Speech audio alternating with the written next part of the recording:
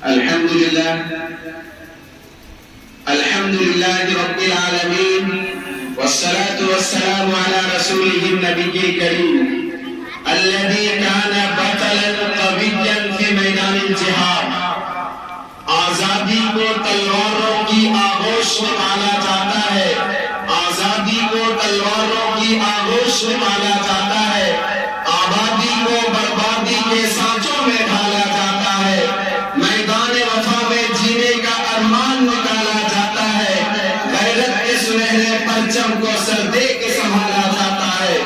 سامعین کرام، انگریز لٹیروں نے، ظالموں نے، فرعونوں نے ہندوستان کی زمین پر مکاری سے، عیاری سے، دھوکہ دری سے قبضہ کیا اور سن 1760 میں ایسٹ انڈیا کمپنی کے نام سے فوجی اڈے قائم کرنے شروع کر دیا. اور جب ان کی طاقت بڑھی تو انہوں نے یہاں کے راجہ کو، مہاراجہ کو، نوابوں کو اور شاہوں کو اپنے ماتحت کرنا شروع کر دیا اور اپنی طاقت کا استعمال کر کے ہندوستان کے لوگوں کے گلے میں غلامی کے پٹے ڈالنے شروع کر دیے. تو ہندوستان میں سب سے پہلے آزادی کی تحریک حضرت مولانا شاہ عبدالعزیز نے 1803 میں شروع کی.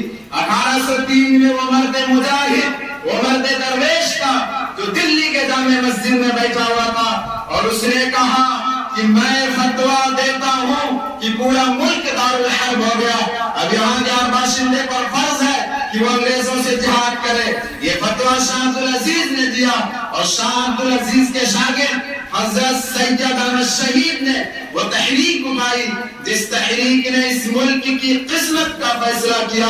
اسی تحریک کا تسلسل ہمیں مولانا محمود الحسن دیوبندی کی ریشمی رومال تحریک میں نظر آتا ہے، مولانا عبدالباری فرنگی محلی کی تحریک اور مولانا محمد علی جوہر کی صدائے بلند اور مولانا ابوالکلام آزاد کے الہلال کے مضامین و مقالات.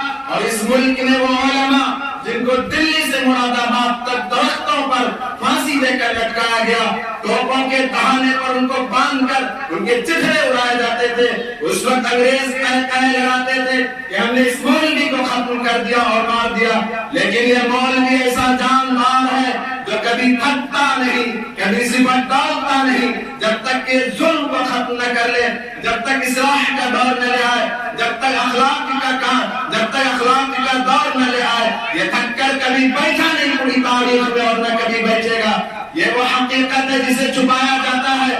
مولانا ابوالکلام آزاد ایک نہیں، ہزاروں علماء کی فہرستیں ہمارے پاس ہے جن کو شہید کیا گیا، جزائر انڈمان بھیجا گیا، مالٹا بھیجا گیا، جن کا خون، جن کا پسینہ اور جن کی آنکھوں کے آنسوؤں سے ملک آزاد ہوا. جب وطن کو خون کی ضرورت پڑی سب سے پہلے ہماری ہی گردن کٹی، پھر بھی کہتے ہیں ہم سے یہ اہل چمن، یہ چمن ہے ہمارا تمہارا نہیں.